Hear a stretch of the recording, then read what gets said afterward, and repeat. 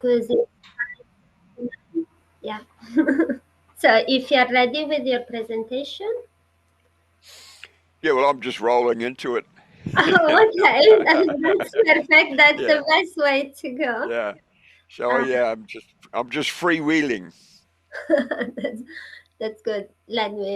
I mean, uh, tonight is our last PermaTalk for season 5, and our speaker is Steve Hart that will guide us in a beautiful conversation about global networks and how to thrive together.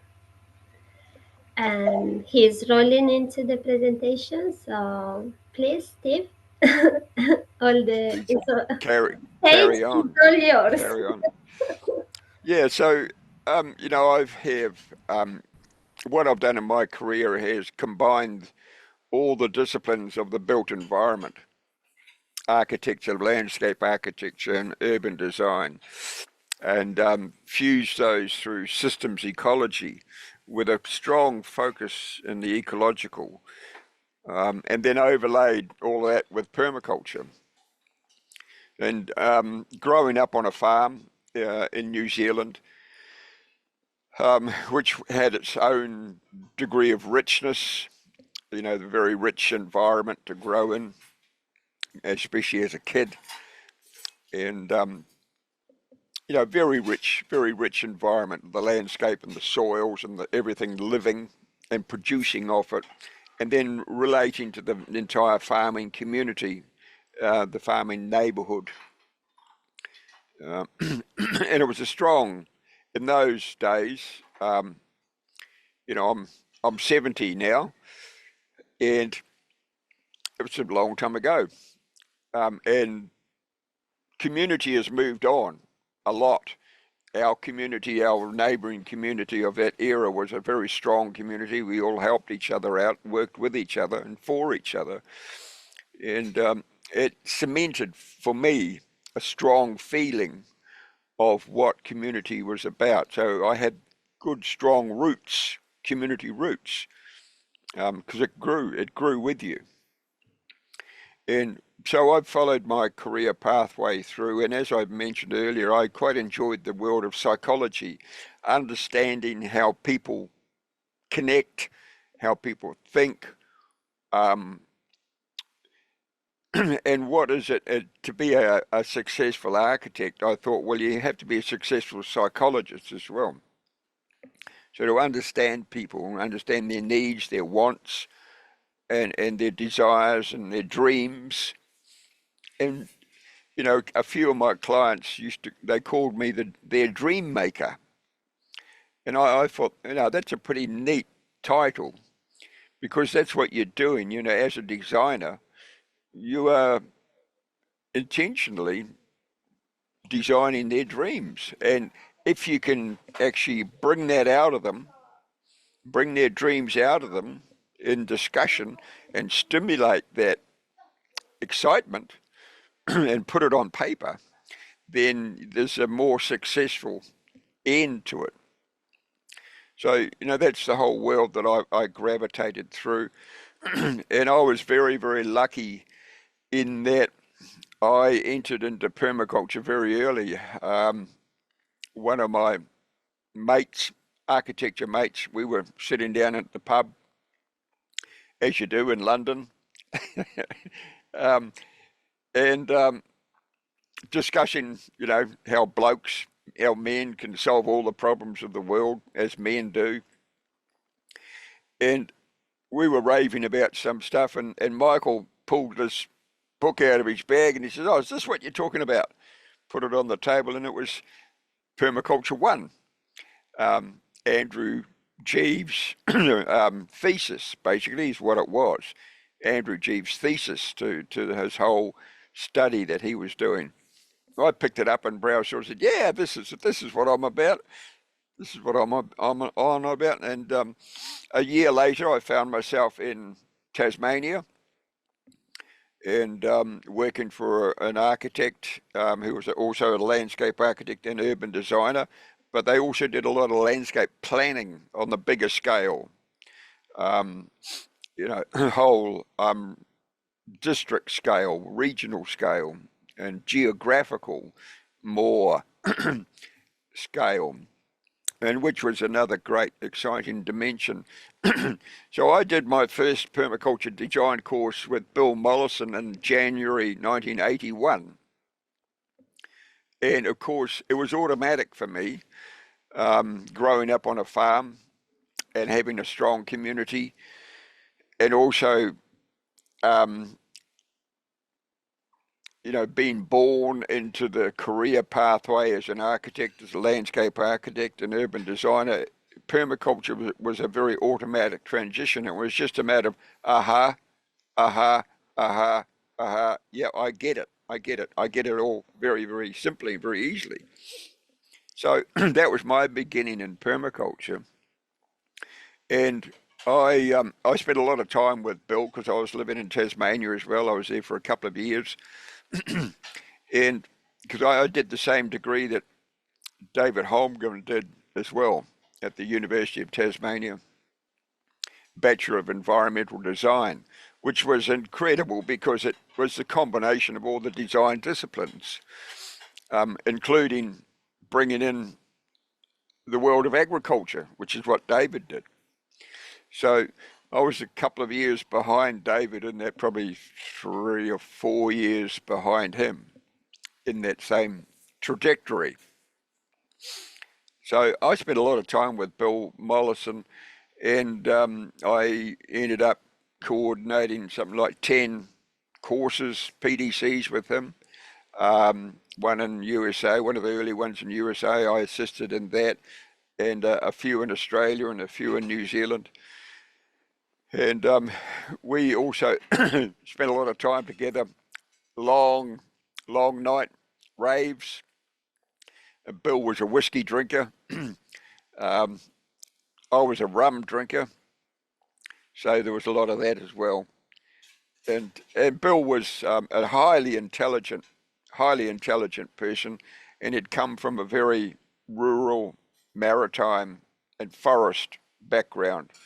So he naturally understood the world of ecologies, and that was the exciting thing. And since then, I often say now that the whole subject of ecology has not even begun.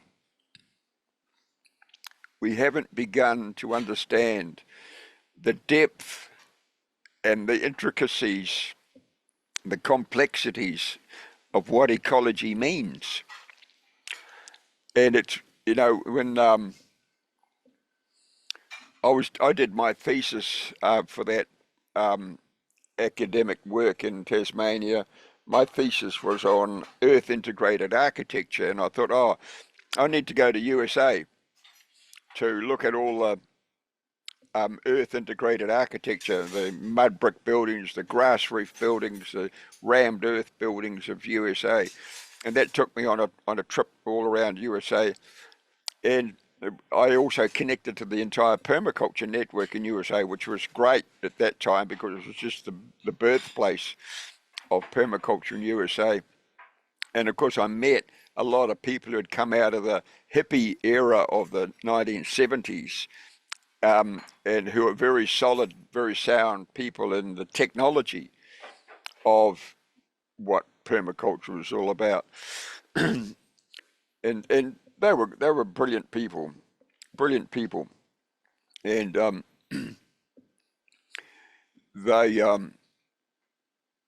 they they connected in many different ways. So as I developed my career, and interestingly, very interesting, I go back to when I was at school, at secondary school, at the age of 15 and 16. Um, I decided then what I wanted to do and what I wanted to be. And to the careers advisor, every kid at 15 or 16 is dragged off to talk to the careers advisor for him to help you position yourself into a career pathway. And he said, well, Mr. Hart, I was a kid. I was a kid at 15. She says, "What do you want to be?" And I said, "I want to be an ecology architect." And he said, "What's that?"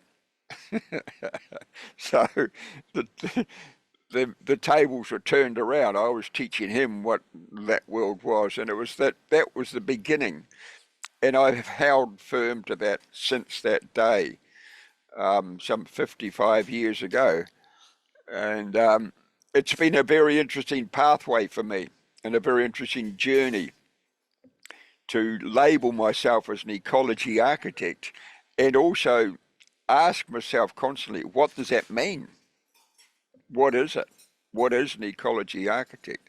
So that very first meeting with my careers advisor, we we designed a pathway. Now you need to go through architecture, landscape architecture, planning, and perhaps some form of engineering needs to be plugged in there as well.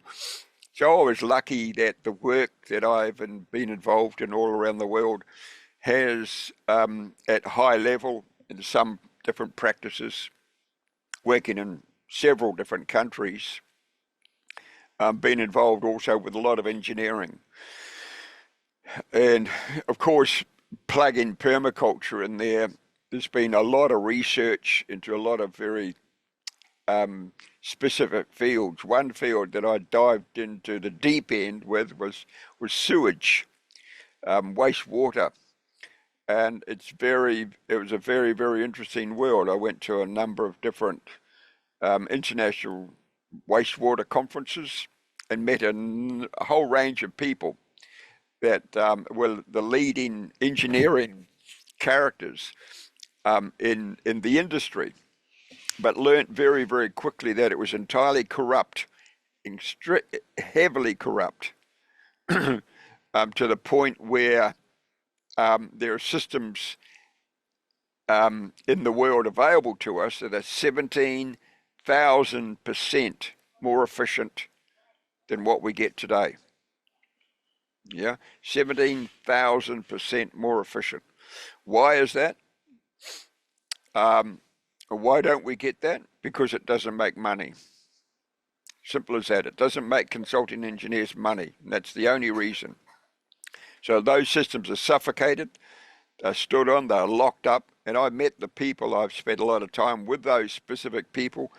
Um, one fellow was out of NASA, North American Space Administration, an extremely brilliant scientist who had worked on how the species man could support themselves in outer space. And he had evolved, a fellow by the name of Billy Wolverton. His work was quite incredible with plants, incredible work. Also, a whole range of other people, and the leading ones were out of Romania, Stoica and Mariata Gordianu. And I went to Romania specifically to meet with them and discuss their systems and explore their systems. And they work with pyramid science, the energy fields of pyramids to treat wastewater.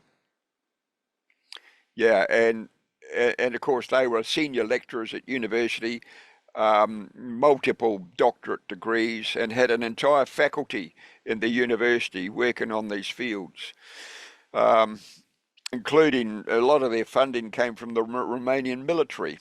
And then you ask why? Why was the military interested in this? Because it's a science that has tremendous abilities, tremendous opportunities. So it just went on and on and on. And of course, in the world of permaculture, one gets involved in education.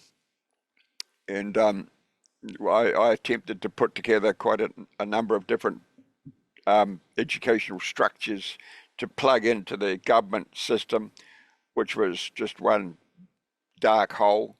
And we hit many brick walls, of course, as you would. Um, but, coming to the basic core subject of this discussion today, my wife Martina is from Czech Republic, and we actually met at a permaculture, the very first conference of the European Permaculture Education network, which was in Siebenlinden in Germany, in Eco Village in southwest of Berlin, Siebenlinden. And that was the very first conference. And there was a series of 7 conferences that are dotted around Europe, and we went to probably 5 of them, which and we had a young child at the time, and we remember very clearly going to the second conference, um, and a young couple were annoyed and quite aggravated that we had a child. We brought a child along with us to the conference, and that stimulated a bit of good debate. Where is children in permaculture? And at the third permaculture conference, Martine and I instigated children in permaculture, the whole movement, which is now picked up and it's now quite global, and it's quite a great group out of England and the permaculture network in England that is stimulating that and growing that further. And interestingly, take that one step further. We were in Europe again last year at home in Czech Republic, and we went off to the permaculture conference of Slovakia, and then on to the permaculture conference of Czech.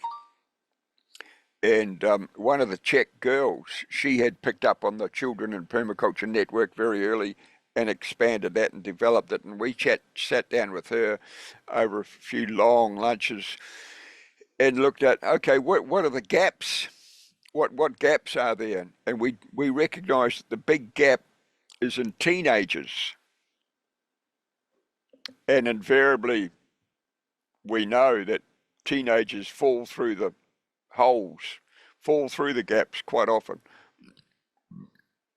As a teenager, we struggle coming from being a child to being an adult, and there's lots and lots of challenges going on, and the tremendous amount of support is actually needed for teenagers to actually evolve through that period.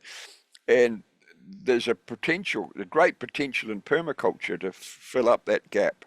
Yeah, so it's something that we chatted with the Czech girl, and something that we'll probably throw a little bit of effort into as well to stimulate. But as those permaculture education conferences grew, there were a couple of us that thought, okay, these conferences are great. What's going to come out the end? What's the objective out the end? So myself and a guy from Holland and an American guy who was actually living in Poland, had a Polish wife, we got together and we formulated the idea that we should set up the Permaculture College of Europe in order to be a focus or a centre to disseminate everything, just as a collective, more as a brainstorming network for people to ask questions and to get answers. Yeah, so we set that up, and it was great. The other 2 guys, the Dutch guy and the American guy, they were very savvy with IT, so they set up the website and all those linkages, and then the American guy commits suicide, so that sort of collapsed the energy a little bit, and the Dutch guy, he went off on his own tangent. He was quite very liberal in his thinking. He went sideways altogether. And at that same time, another American guy phoned and said, Steve, I've set up this online permaculture design course. Let's combine our energy. So we took the whole energy that we'd formed from the Permaculture College of Europe and created the Permaculture International College, with the ambition to invite representation from all around the world. Because it was my personal feeling that the permaculture family of the world needed to connect, and we needed to work together. And there was something that I learnt out of the permaculture networks of Europe, with that ideal of recognizing, okay, how can we work together? How can we communicate and connect as a family and stimulate all those values and characteristics and cultures and personalities into one really good, exciting, cohesive global family. So that was back in, crikey, that was back in about 2018 that was instigated, and we've been evolving it ever since. I've pulled in a couple of guys from Australia. One guy was heavily involved in human design, in an extension of the astrological world. So he's been very valuable in fusing the team together. The American guy, he came in, but he had his own separate agenda. So he wanted to basically steal all the intellectual property that we were evolving and continue building his own world.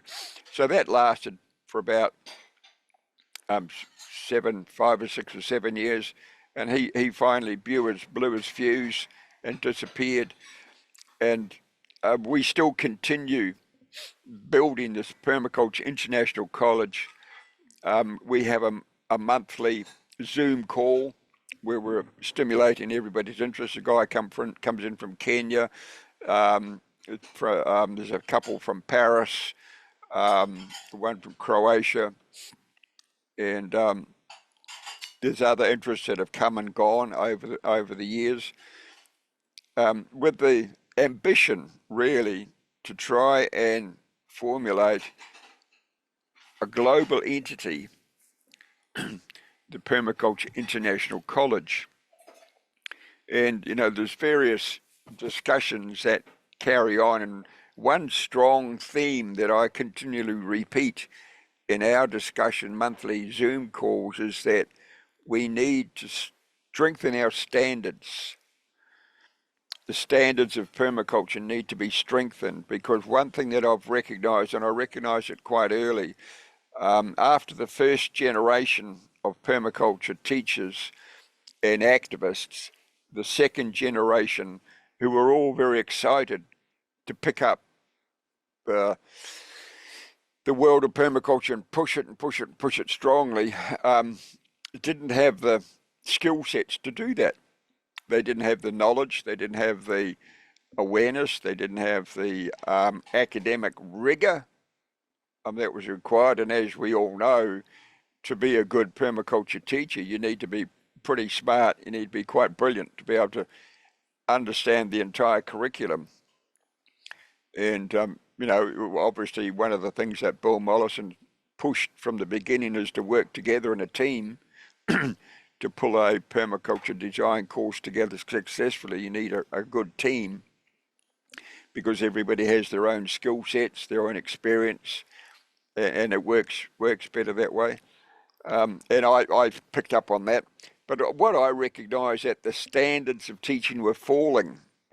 They were disappearing. One course that I was involved in on the fringe recognised that the course started and the teacher didn't have any skill sets at all. So it fell apart, and most of the course was about earth brick building, mud brick building. So that was the key moment that I saw that permaculture was falling apart, because of its lack of skill and ability in teaching. So quite a few of the first generation teachers popped up these teaching courses. Rosemary Morrow is probably one of the strongest in the world, and she does a really good course. There's Max Lindegger and Lee Harrison also did that, and there's a few others. Robin Francis is probably the best and the strongest, probably still the most intelligent teacher existing. And I think we all recognise that the strength and the standards needed lifting. And in those permaculture education conferences of Europe, it was quickly recognised that the English were trying to be quite forthright in their manner and take management of the entire European network, and they have done that. They've basically stolen the show, as the English always do, and that's their characteristic, that's their trait. Um, and we see plenty of evidence of that all around the world. But that's their characteristic. But sadly, what happened is that they um, lessened the diversity of permaculture, of the curriculum. They reduced the curriculum considerably. And it was at that point that I wrote an essay called The Collapse Dance. And I think in that essay that I put out a couple of weeks ago, I mentioned that the collapse dance of permaculture, and why is it collapsing? And it's collapsing purely because of the standards are collapsing. And my call was, let's revert to the original curriculum that Bill Mollison and Andrew Jeeves set up. Andrew Jeeves, you may recognize the name. He was the primary um, designer of the Permaculture Designer's Manual. It was his um, artistic skills that put that book together. And he was actually a very good teacher, along with Bill Mollison in the early days. He's at the moment working with Darren Doherty on a series of publications. So it was from that point that I recognised, and I guess it comes back to my interest in psychology as well. Studying the psychology of permaculture and the psychology of all the different cultures involved, of how we could amalgamate or create an amalgam. And that's an extension of the Permaculture International College. And what is needed, also what is needed in the world of education, permaculture education. So I looked at the conventional mainstream world of education, looked at the university structures and how they structure themselves and operate. And my wife Martina has a PhD from the conventional world. I've got several degrees myself from different universities through architecture and landscape architecture and urban design and associated degrees. So I had a degree of understanding of what the conventional university systems were about. And I looked at, okay, what are we doing in permaculture? We have the permaculture design course. You get a certificate at the end of it, which is great. Then you go on and do a diploma, which is a big jump, as you all know. And it's a degree of concentrated work. Can we go the next level?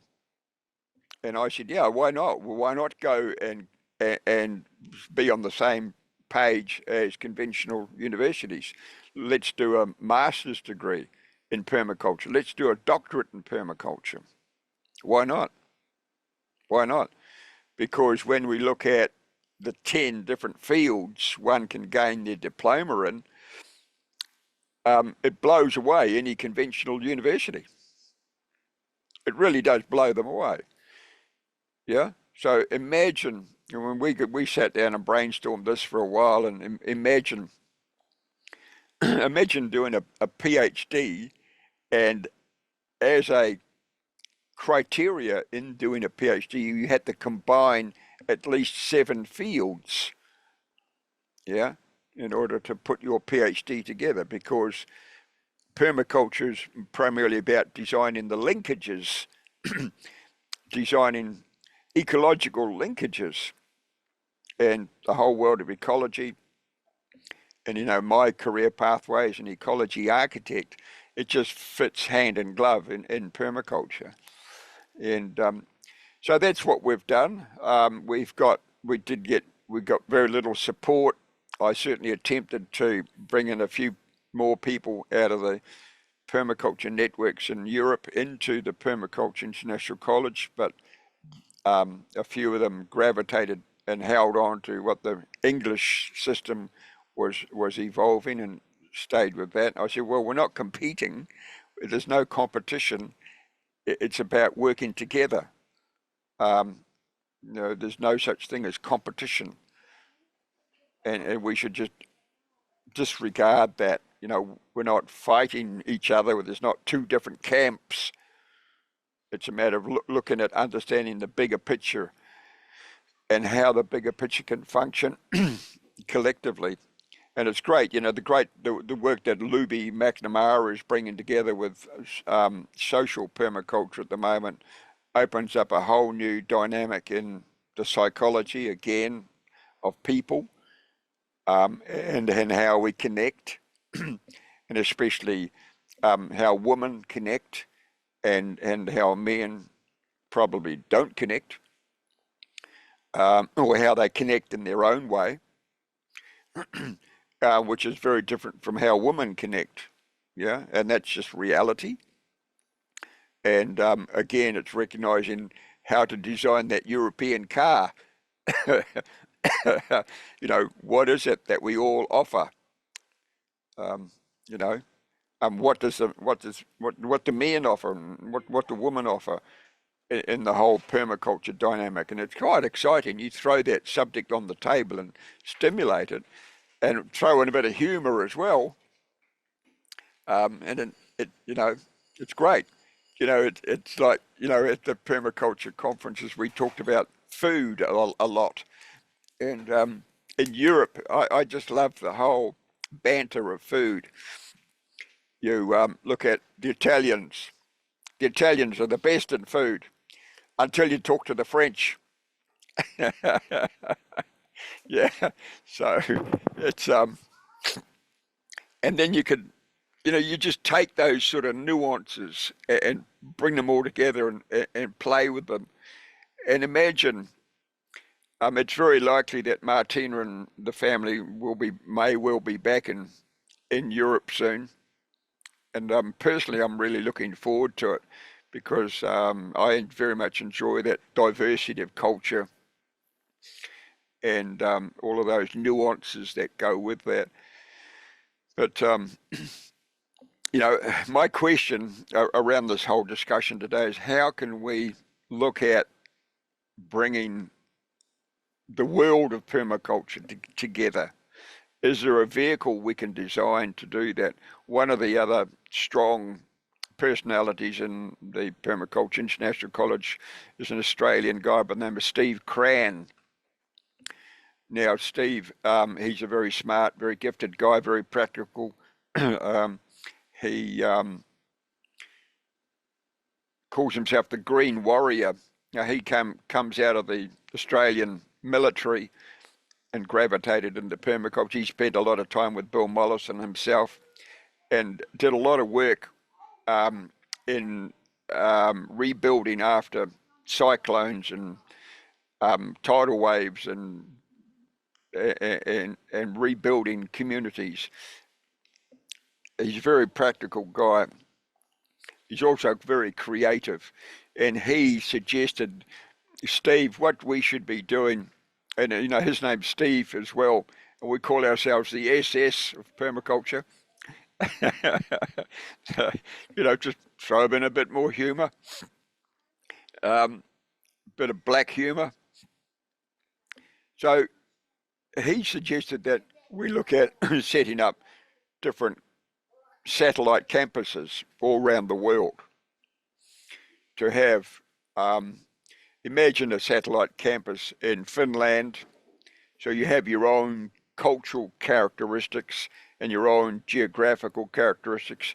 Imagine a satellite campus in Italy, one in southern Italy, one in northern Italy, one in central Italy, one in France, northern France, southern France. Imagine them all around the world in all the different environmental locations, all the cultural locations. And there's one of the guys in our network is Bart Meyer. I don't know if you know Bart Meyer. He's a Dutch guy, but he's living in Croatia. He has a property in Croatia. Very smart guy. And there's, you can imagine having all these satellite campuses all around the world. And Steve Kranz is, let's call them lily pads. It's like the Peter Pan story.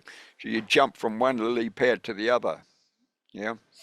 So again, that title brings in another sort of dimension of loosening it up a little bit, taking it away from the mainstream world of education and giving it a bit more reference, permaculture reference.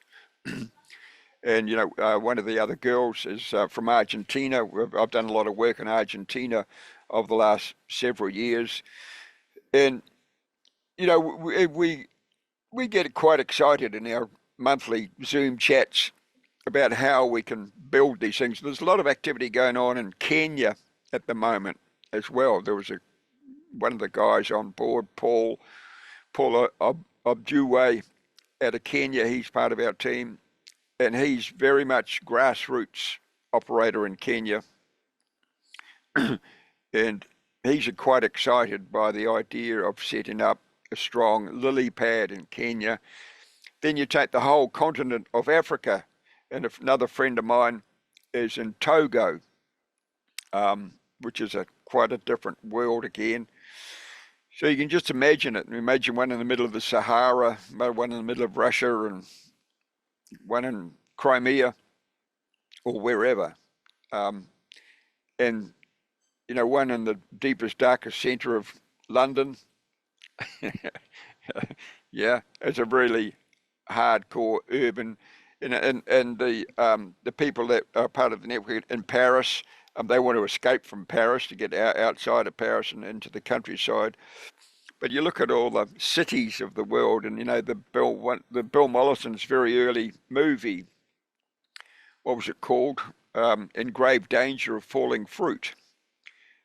He looks at urban permaculture in New York, central New York, and the urban gardens that have been developed there, and then the urban gardens of Detroit, which is probably the best example in the world.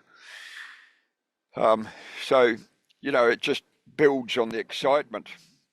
And my question is really, where are we going globally as a permaculture network? I was heavily involved in the international permaculture conferences from the beginning. I attended the very first one, which was in Australia, of course, and I was the chairperson, which was the title given in those days, of the International Permaculture #3, which we held in New Zealand. And I went along to all the consecutive ones after that. But my stance was probably too aggressive for some people. And I haven't been involved in them for a while. The last one I went to was in Brazil, which was quite an exciting conference. And but my question is, okay, I'm very interested in the global dynamic of how we can strongly connect together. And your network that you have, Dominic, you've picked it up from Catherine and growing it, and it's great working with Lumia as your partner. Two very skilled people in IT, and I take my hat off to you because I'm an IT dinosaur myself, and I have major problems with it. In fact, I freeze computers. I don't know if you've heard of that, but my electrical energy, I freeze PCs. I can only operate off a Mac, and sometimes I have to wear rubber gloves. So yeah, that's that helps me being a dinosaur. But I certainly take my hat off to you, Dominic and Lumia, to be able to pick up the opportunity here and extend it. I think it's exciting. I think the world of permaculture hasn't really begun yet. It's interesting that when you talk permaculture in Australia, everybody knows what you're talking about. It's great. It's a common word. And how can we grow that? So the challenge that I have for our network, Dominic, is how can we actually put in place um, some stimuli to build it. You know, Chris Evans, I think, is a very valuable man in our network. He's obviously heavily connected with the female dimension. Obviously, partner of Luby. And I met Chris in New Zealand when he did his first PDC. Then I connected with him again after that in Nepal. I think he's a very valuable man in the network. And Alejandra, your work and wherever you want to disappear back to Italy, I don't know. But also the Nordic permaculture network, which I assume was quite strong. You know, Catherine had a bit to do with that. Um, so, is there any word on the next European conference? So as far as I understand it, currently Ecolise, that's a non-for-profit. Yep. They have teamed up with Valerie Seitz from the Austrian Permaculture Association, and Valerie and Andy run the last online UPC. That was, I think, 2021 or so. And they are looking into the European permaculture convergence, but there is no precise information beyond that. What I heard is that Ecolise tried to push for a European permaculture network. There were a lot of people in the first two calls, but then the actual it declined very rapidly down to below 10 people attending those calls. So I'm not able to know more than that. So this is what I have seen so far. Because And when we were in Slovakia and Czech last year, there was a rumor that the Czech Permaculture Network wanted to host the next European conference. So I don't know. So Andy's I guess he's got his finger on the pulse there. yeah, I think he was also in the first calls with Ecolise. At the European Permaculture Network, we are formulating the quality demands on the UPC. So the first round of discussion was like that we want to have it at a central spot, Central Europe. So Czech would be good, Poland would be Mm. good, Germany, southern Germany, Italy. Something where we don't need air travel. So something that can be easily reached within Europe by train. Yeah. So it should be close to a larger city. And there was already actually one lady, she kind of attended at one call and then said we would be able to host up to 200 people tomorrow. So they kind of don't need any long pre-run to get things done. They're kind of ready. It's probably interesting to see if that's really possible. So it's a lot of work, Yeah. basically. Yeah, so my question is, in the area that I'm excited about is how can we actually put energy into stimulating a greater network? Obviously, the European permaculture network is a very, very good model because we've got 50 different countries throughout Europe, and if we extend further out, we've Yeah, probably got 60 odd countries.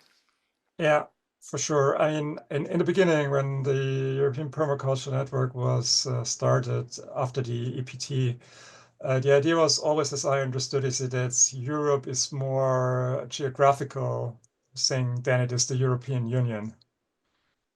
So, um, Yeah, I'm not quite sure. Difficult to say, difficult to do. The growth rate is at the moment about 10 new members per month. So per that's, month? yeah, so that's quite okay, I would say. It could be a lot more. The um, the National Permaculture Associations, they're kind of hesitating of embracing the European Permaculture Network in its new form. In its old form, the European Permaculture Network, there were delegates from the National Permaculture Association. They were sitting at a table, and if everyone was there, you would just have got started with the greetings, and then you would have been done because 2 hours would have been gone by that. So Yeah. that was one thing. The other thing was that it was always about funding applications. How do we get money for something? So it was never about getting things done, doing something, doing it in an efficient way, applying permaculture to network development itself. It was always about money. And you have to the coincidence is when Equalize happened to come to life, Equalize showed a lot of money, you know? And then suddenly all the permaculture association went to Equalize because there was the money. And that's the problem when the national permaculture associations are in charge of networks. They just go where the next funding money is Mm. instead of actually keeping the network together. So that's why the new permaculture network now is not about the national associations, it's about people connecting with each other. And that on different levels. So we have the teachers can connect. We have within the teachers, we have the assured teachers. Assured teachers is a very special program. You need to have a PDC, you need to have a TPT, so you need to have gone through teacher education, like the Rosemary Merrow's course, and you must have a diploma, and then you can become an assured teacher. So it's very rigor peer reviewing of people. And then we have the places, so the map with all the places that are there. Could be an association, could be a homestead, could be a farm, could be an eco-village, whatever. It doesn't really matter as long as you have permaculture going on there. And within those, we have what's called the Perma Hub. That's what you would refer to as the lily pads. Yeah. So these are places that also have been reviewed, peer reviewed.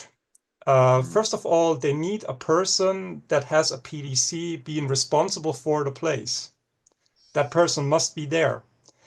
And the place must continuously show that they will educate on permaculture. So at least 2 courses per year need to be in the database of the European Permaculture Network that you can keep your PermaHub certificate. So as soon as you stop doing permaculture education, the software will remove the certificate. And if those two come together, if you are an assured teacher and a certified place, then you can have the certified PDC. And that gets automatically certified if those two come together. Mm. So we're actually doing a lot of work because then also these different parts can connect with each other. So the assured teachers kind of have their own group they can connect with. The teachers have their own group they can connect with. The places have their own group they can connect with. The perma-hubs have their own group they can connect with. It's all there, basically. Mm. And the structure, the management structure of EUPC, what is that now? Of the PC, that's the permaculture community. That's attention. That's different. That's the one that has been run by Valerie Seitz and Andy Goldring. Okay. So the management structure of the UPN is at the moment Lumia and me. And we have opened it. We are looking currently for 4 council members. So these are people that will advise on questions we come to. We come with to them.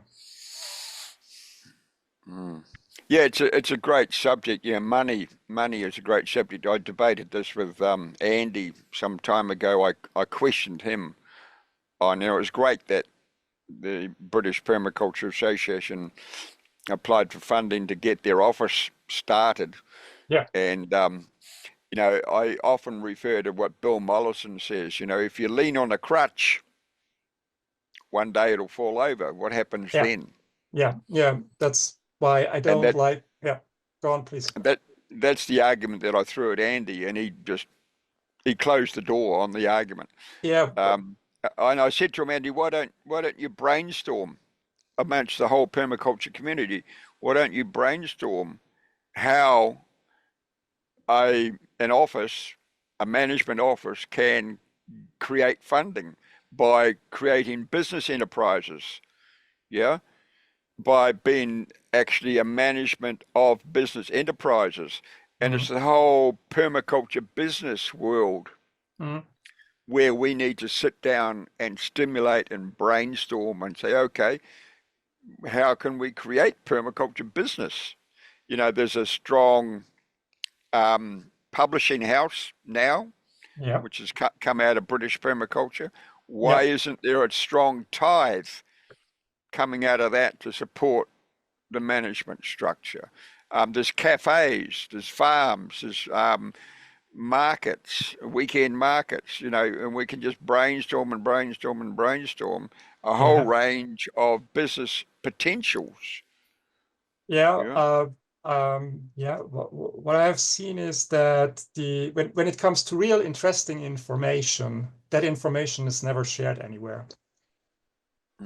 So there is always there is this wall or the glass ceiling, if you want to say so, and you reach the glass ceiling, and the information that you need is above it. And you need to be in the right circles with the right people to get access to that. So we need people to break the glass. Yeah, we need to break. For sure, we do. Yeah, that's the reality of the world, I guess, in one sense. The world of money. But I think it's another subject that needs to be put on the table. And it's always the same everywhere. Relying on funding makes you vulnerable, and it's not proper permaculture design. You need to rest on more legs than just one. Yeah. And you cannot build your business entirely on your funding from somewhere where it can go away. Same characteristics, the same subjects come up all the time. But what I like to do is, okay, let's open it up and talk about it. Yeah, I like that too. Definitely. Yeah. It's just difficult where and when. Yeah. And how to make sure that it stays on a normal level. We don't go on each other's throats or so. Yeah, well, there's always that's always going to happen too, but how you manage it is key.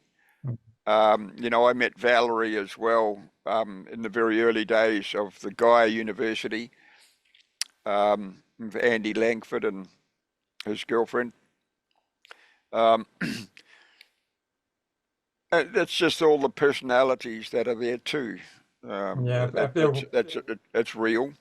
We need to step aside, and we also need to overcome these we are family thing. We need to grow beyond family growth rates and beyond family size. That's if we want a real large movement worldwide like that replicated that we have in Australia. We cannot constantly bicker among each other. Yeah, well, we just need to be constantly remembered and reinforced and constantly reiterate our overall objective. Yeah. Yes. The whole subject is bigger than one person.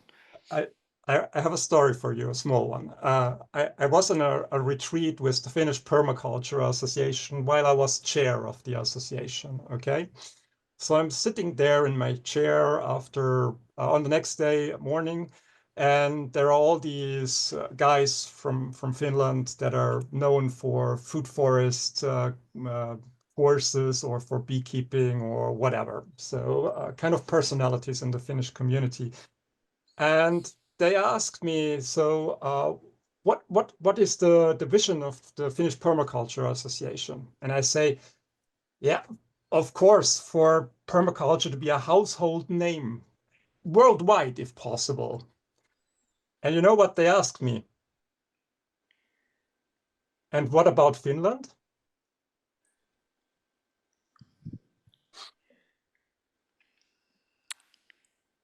So, sometimes it's really difficult to deal with people that can't see the bigger picture. Yeah, yeah, very May much so. I intervene?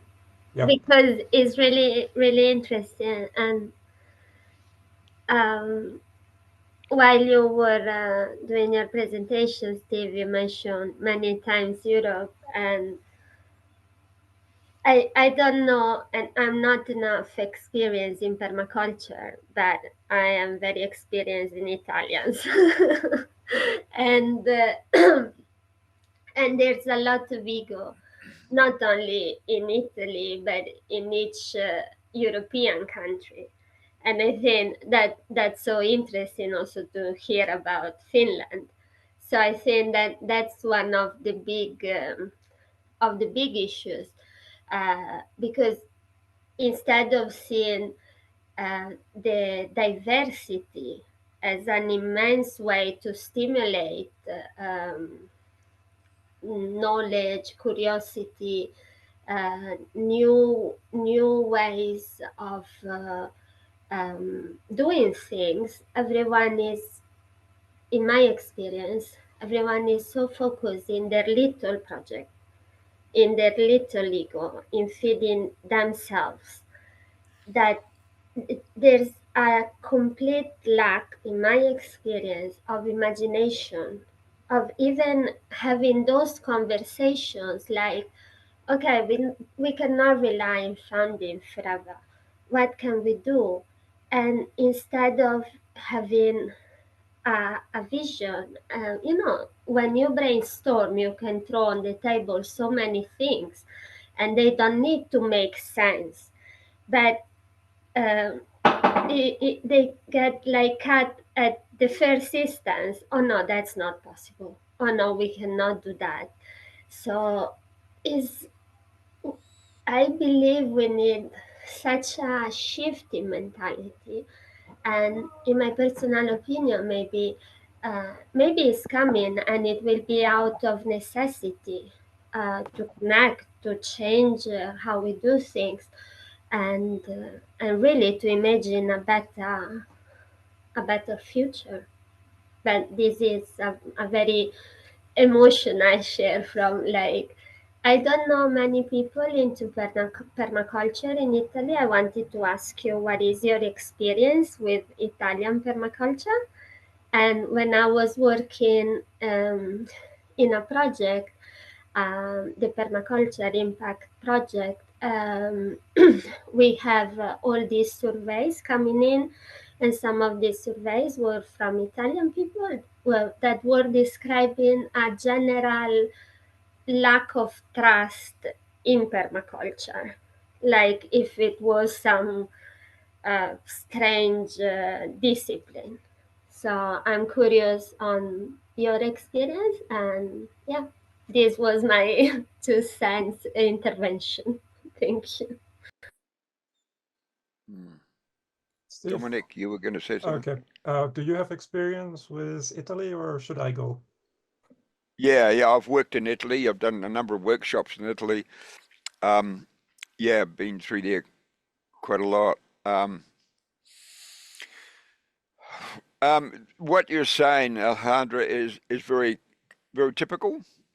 Um, Not only in Italy, I think that every country has very similar characteristics and the trust, because permaculture is seen as competition to architects, to landscape architects, to anybody in the design industry. And the world of architects alone, they live in a little box, very arrogant, extremely arrogant little box that they live in. And to call yourself an architect, you have to belong. You have to be a registered member of the Institute of Architects. I've gone to court on that one. Basically, you know, and just laughed at them.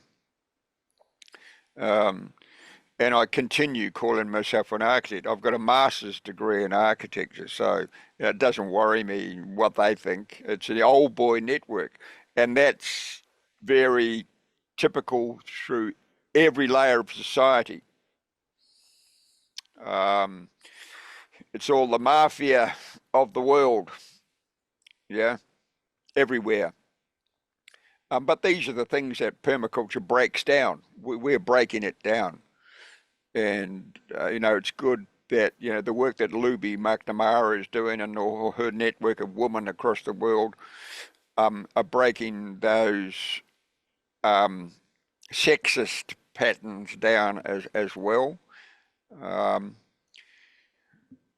There's plenty of argument both ways there. But it's just another personality that we find ourselves in.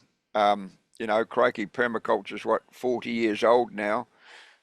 Well, probably nearly 50 years old soon. So we've come a long way. We've actually come a long way. But where do we want to go to? And as you say, Dominic, to be a household word in every house in the world. But where in Finland? So, and I just reflected on that comment you made there about, a lot of the Australian commentators just operate in their own backyard. They don't want to operate in their own district or region. They just are connected to their own backyard, whether they have a degree of fear of what the world reality is, and probably I think that's the reason they have fear of what's going on in the world. So they just concentrate on their own backyard. Yeah. But it'd be great to actually try and stimulate a good host for the next EUPC. Yeah. I might ask Martina to connect with the network in Czech and Slovakia, because there's some very good facilities there. There is nobody that can decide that currently. So there is nobody who could say, there will be the next European Permaculture Conference or Convergence. That body doesn't exist. So whoever picks it up, picks it up. Great. That's great. So the Czech people say, we are going to be the hosts. Yeah, totally. Go for it, please. Yeah, and end these kind of endless discussions of who will it be and where will it be, and it needs one who takes the lead and says, here's where it's going to happen. Great. Steve, is on you, because my grandmother used to say, if you see something that needs to be done, you need to do it. Yeah. Yeah. Yeah. Yeah. Yeah. Well, that's what Bill Mollison, his attitude was like that too. Just go and do it. Just go and do it. Don't worry about the argument. Yeah, just go totally. And do it. Yeah, just go and do it. So if there is some, we probably have to encourage them to just do it. So I will encourage them on the next call and on the next mailing that goes out to the UPN members. I will just write, hey, who's the first goes. Yeah. Martina, I'll just check the name of that. Martina, who was the name of the Czech woman who was steering that conference? Huh? The conference, the permaculture Czech conference. Who was the woman that? Katka. Katka Horashkova. Katka. Does that name ring a bell? No, doesn't. Let me just I'll go get through you. the database. I'll get her contact for you. Yeah, please. She's a very strong woman. Quite a jovial girl as well. She's probably in her 50s. Yeah. Yeah. Okay. And there's another very good, strong woman in Slovakia as well. A really dynamic woman. And in that conference in Slovakia, I introduced the idea of the permaculture party. Yeah, I read that. And you know, it's another energy that came from Bill Mollison. He wanted to create the permaculture party, but there was nobody could understand the political dynamic of what that really meant. And you know, I was one of the founding members of the Green Party here in New Zealand, and it's evolved into something very different now.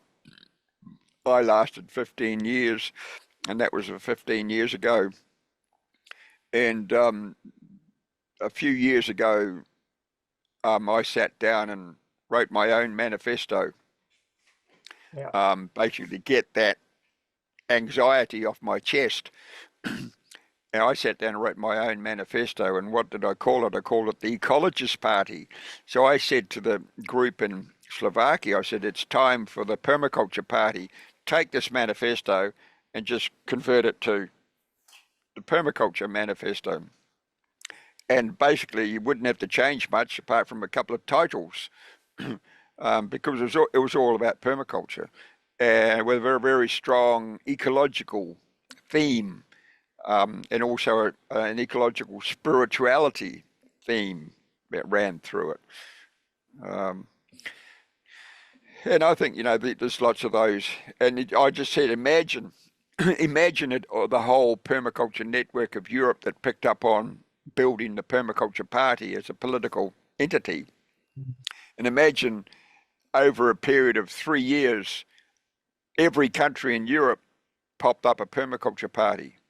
Right? Yep. And every country ran the permaculture party at the election.